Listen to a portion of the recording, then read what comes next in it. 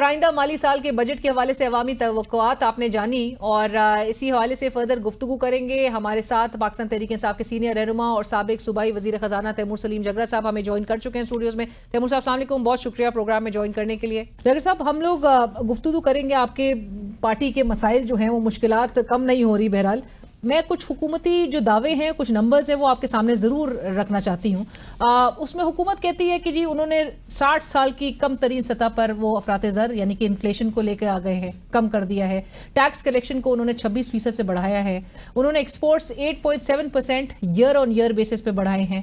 Energy prices کو reduce کیا اور بزنسز اور جو شہری ہیں ان کے لیے وہ ایک کنڈیوسو ماحول بنایا. سو یہ تمام چیزیں وہ کہتے ہیں all while increasing social spending through BISP. یہ جو دعوے کیے جا رہے ہیں despite of all the instability specially caused by you as opposition, حکومت یہ سب اٹین کر رہی تھی. اچھا, دو چیزیں.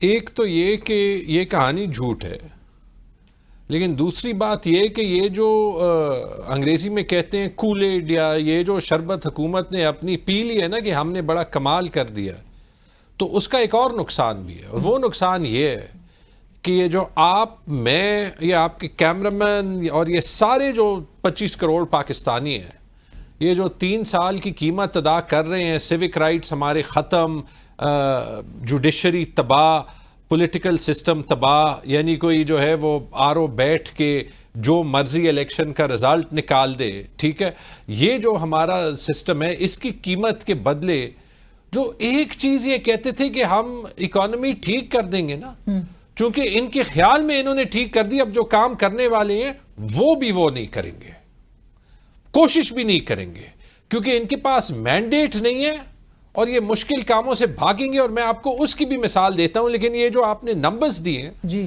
ان کو تو ذرا ڈی کنسٹرکٹ کر دیں, اور میں آپ کو بجٹ کے 4-5 لٹمس ٹیسٹ بتاتا ہوں. ٹھیک ہے, انفلیشن یہ کیوں کہہ رہے ہیں کم ہوئی ہے, کیونکہ جب آپ 3 سال کی نکال دیں نا, تو یہ 1952 سے وہ 3 سالہ پیریڈ ہے کہ قیمتیں سب سے زیادہ بڑھی ہیں.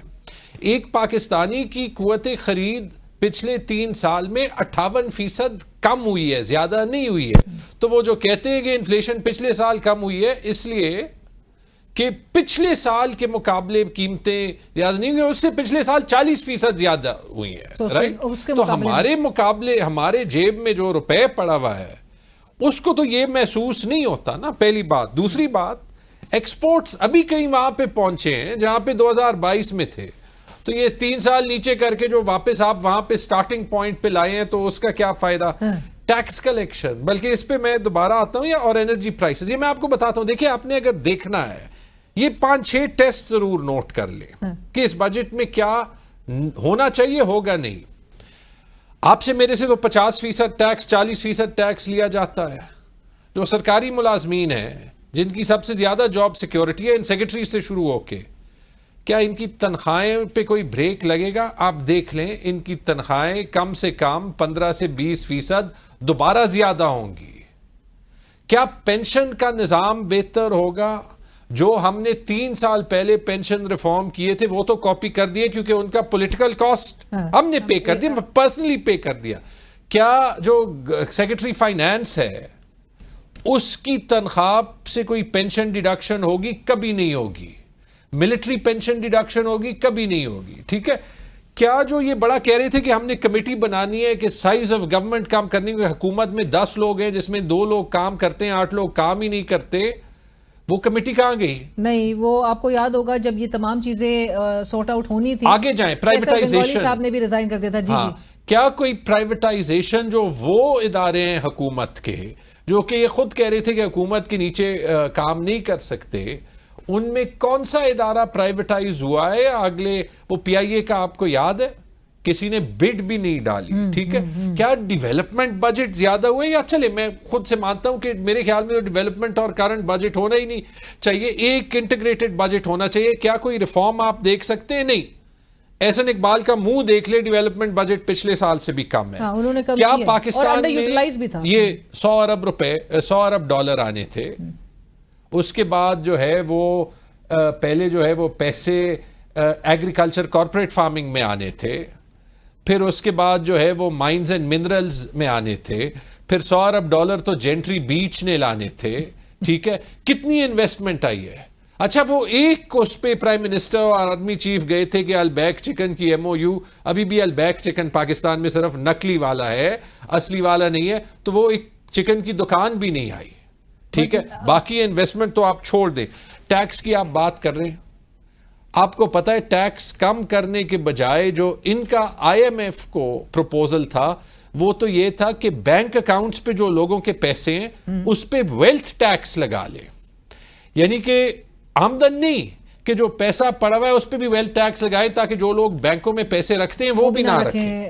پاور سیکٹر کا آج تک کوئی سولوشن انہوں نے دیا ہے کہ کیسے ہم, یہ آپ نے بجلی 20 روپے سے 80 روپے کر دی, اس کے بعد آپ نے 3 مہینوں کے لیے 2-3 روپے کم کر دی, یہ کون سا سولوشن ہے؟ یہاں پہ تو یہ آئی ایم ایف کو نہیں منوا سکتے. give them time, ابھی 1 سال ہوا ہے. 1 سال 3 سال تو ہو گئے.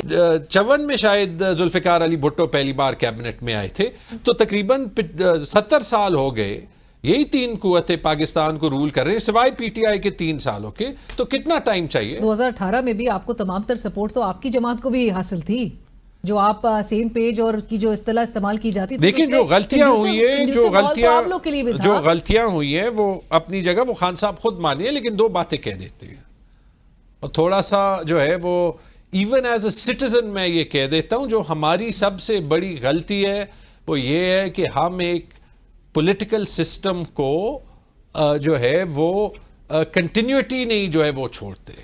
خان صاحب کو 5 سال چھوڑتے, پھر ان پہ تنقید کرتے یا لوگوں کو چھوڑتے. ہم نے کئی مشکل اقدامات لیے تھے, وہ سارا آپ کو فیٹف سے پاکستان کو نکالنا نہیں یاد, جس پہ یہی لوگ نیشنل اسمبلی میں جو ہے وہ کھڑے ہو کے کہتے تھے کہ یہ ریفارم کرنا پاکستان کے ساتھ غداری ہے, آئی ایم ایف کی یہ باتیں ماننا یا فیٹف پہ جو ہے وہ اسٹیٹ بینک کو آٹونومی دینا یہ غداری ہے. لیکن ایک غلطی ہم نے نہیں کرنی ہے, یہ جو ہم کہتے ہیں نا کہ 2024 کے ایونٹس کو 2018 اور 13 اور 8 جسٹیفائی کرتے نہیں کرتے.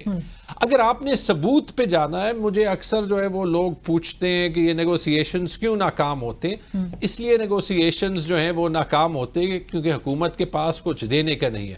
چھوٹے لیول پہ کسی کی عمران خان کے ساتھ ملاقات ہی نہیں کرا سکتے, وہ بھی ان کے اختیار میں نہیں ہے. اور بڑے لیول پہ یہ کہ کیا یہ حکومت 2024 کے الیکشنز پہ انصاف دے گی؟ انہوں نے اپنے آپ کو حکومت سے نکالنا ہے. کوئی 2024 اور 18 کے الیکشنز میں کمپیریزن نہیں ہے, اور اس کا میں ثبوت آپ کو یہی دیتا ہوں کہ جو بھی میں خود 93 سے الیکشنز دیکھ رہا ہوں, کوئی ایک سیٹ 2018 میں ثبوت کے ساتھ نکال دیں, یعنی فارم 45 کے ساتھ. 2024 پہ تو جو ہے وہ سینکڑوں نہیں ہنڈریڈز آف سیٹ پہ وہ ثبوت الیکشن کمیشن کے ویب سائٹ پہ موجود ہے نا. ابھی جو سمریال میں ہوا ہے, ابھی وہ ٹریڈیشنل بیلٹ باکس ریگنگ, ٹھیک ہے, کیمرے ویمرے توڑ دو, ثبوت نہ چھوڑنے کی کوشش کرو تاکہ بعد میں ڈینائبلٹی ہو. اس لیے تو میں کہہ رہا ہوں جو 2024 کا جرم ہے وہ پاکستان کی تاریخ میں اور دنیا کی تاریخ میں یونیک ہے, کیونکہ اتنا ثبوت کبھی چھوڑا اکٹھے نہیں ہوا. بٹ جگہ صاحب یہ بتائیے گا, وزیر اعلیٰ خیبر پختونخوا علی امین گنڈاپور صاحب وہ جب ایک طرف دھمکی دیتے ہیں کہ ہم اگر ہماری ایکسیس روکی گئی تو ہم آئی ایم ایف کی شرائط پر حکومت کا ساتھ نہیں دیں گے, اور اس کے بعد پھر وہ ان کی ملاقاتوں کے حوالے سے بھی باز گشت ہوتی ہے, ان کا ایک نرم ایک ڈوسائل ایک ان کا ایک رویہ بھی نظر آتا ہے. یہ کیا بتا رہا ہے ہمیں آئی ایم ایف کے؟ یہ بات بالکل کلیئر ہے کہ آئی ایم ایف کا ڈکٹیٹڈ ان کے ایک انڈر دا واچ ان کے یہ بجٹ جو ہے تیار ہوا ہے, جس سے عوام ایک بوجھ کے لیے پریپیئر اپنے آپ کو کر لیں. یہ ٹف ٹائم دے رہی ہے آپ کی گورنمنٹ؟ آپ مجھے مشکل میں اس لیے ڈال رہے ہیں کیونکہ علی امین ہمارے پارٹی کے چیف منسٹر ہیں, اور پورے دنیا کو پتا ہے کہ میری اور علی امین کی ریلیشن شپ کوئی زیادہ اچھی نہیں ہے. خیر ہمارے پارٹی کے اندرونی معاملات ہیں تو اس پہ میں ڈائریکٹلی کامنٹ نہیں کرتا. جو خیر علی امین چیف منسٹر صاحب وفاق کے ساتھ انگیجمنٹ کرتے اس پہ آپ کو انہی سے جو ہے وہ کامنٹ لینا چاہیے. میں نے آپ کو صرف یہ بتا دیا کہ یہ الزام کوئی نہیں لگا سکتا کہ صوبے کی حکومت نے جو ہے وہ وفاق کے ساتھ کولیبوریٹ نہیں کیا.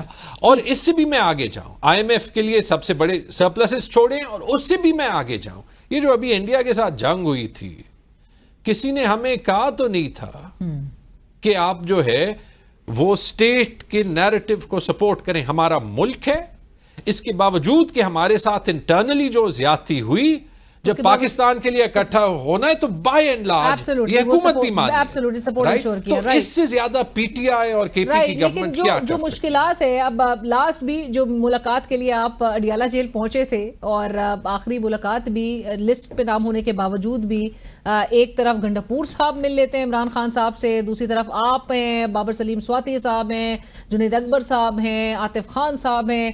آپ لوگ تو بظاہر آپ لوگ کو تو عید کارڈ لسٹ پہ گنڈاپور صاحب نے رکھا ہی نہیں ہوگا.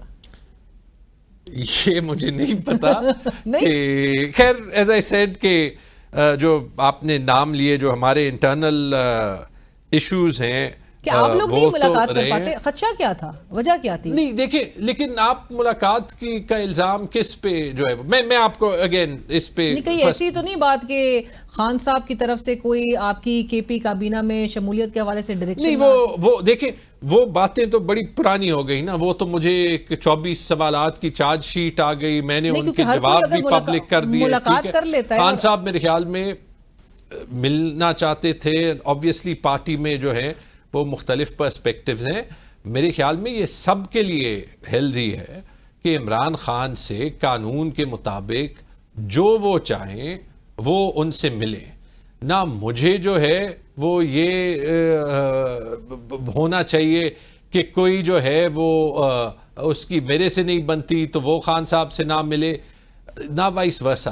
لیکن آخر میں یہ ضرور بتا دیجئے گا، ایک طرف تو ورلڈ بینک کے بھی لاسٹ ویک فگر سامنے آئے تھے جہاں پر جو لوگ پاورٹی لائن سے اب نیچے چلے گئے ہیں ان کی تعداد 10,79,50,000 کے قریب پاکستانی سطح غربت کے کا شکار اس وقت نظر آ رہے ہیں. یہ اس میں ایک الارمنگلی جو ایک اضافہ نظر آ رہا ہے. This is very disturbing and this is very alarming. 4.2% growth کا ہم نے نیکسٹ ٹارگٹ رکھا ہے.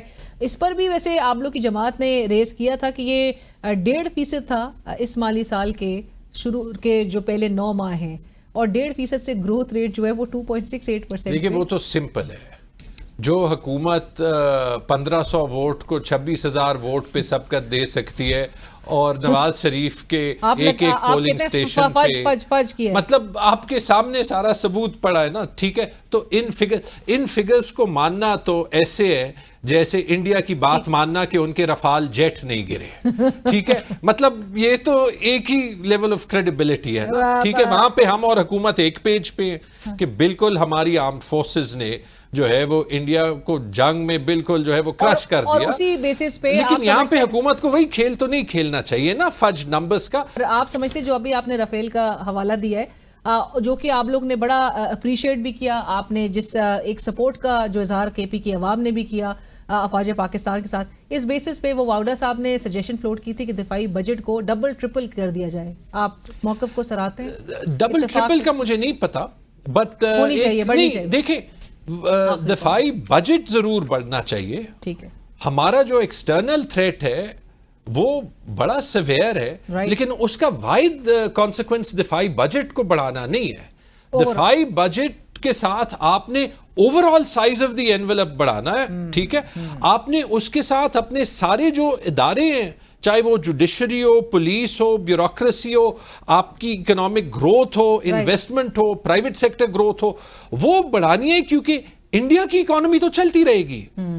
آپ نے نارتھ کوریا جیسے نظام تو نہیں بنانا نا جہاں پہ صرف ان کی نارتھ کوریا کے افواج کے پاس پیسے ہیں. پھر تو یہاں پہ جو انٹرنیٹ ہے وہ بھی بند کر دیں. آپ نے تو اچھا ٹویٹر کھول دیا، یہ ایک اچھا قدم ہے.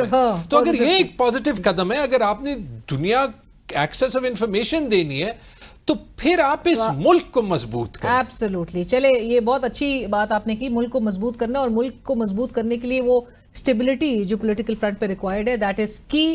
Thank you so much for joining us. اور اسی کے ساتھ ہی پروگرام کی ٹیم علیجہ شکری کو اجازت دیجیے، اینڈ لیٹس ہوپ کہ یہ واقعی ایک عوامی دوست بجٹ پیش کرنے جا رہے ہیں. خدا حافظ.